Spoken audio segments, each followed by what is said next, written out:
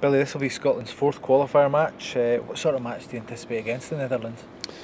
Well, I think at the outset we felt that Holland as the number one seeds would be the toughest match. I think we've had tough matches in the lead up to it in terms of Bulgaria and Austria particularly.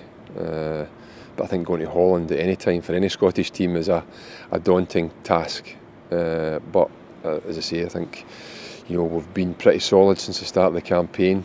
One or two draws that we would have liked to have translated into wins, but I think overall the performances have been reasonable, and we'll need to be better than reasonable to get something in Holland, that's for sure.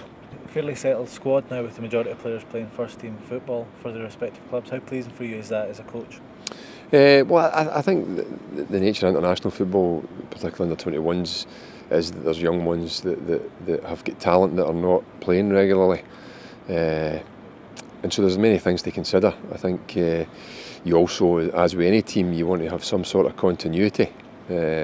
Although obviously with international teams, we only get together every so often to play. So I think that sometimes can actually make it even more important that when we get together, there's a wee bond there that's been there the last time we were together. So that's the thinking behind it. The squad, as I say, is one that I'm pretty happy with, and with the addition of James Forrest and Danny Wilson, then that surely enhances it. So we'll go to Holland with an optimistic outlook, and hopefully a positive outlook, and a confidence that we can go and do something in the game. You mentioned James Forrest. How pleasing for you is it to have a player back in your squad that's at the top of his game right now?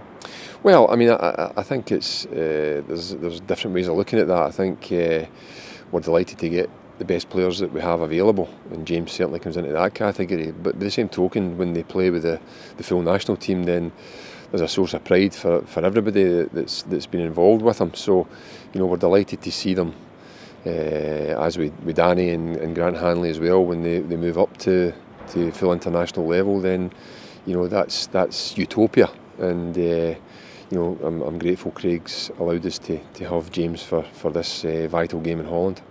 Another member of your squad, Jordan Rhodes, has just been called up to the A squad for the Cyprus match.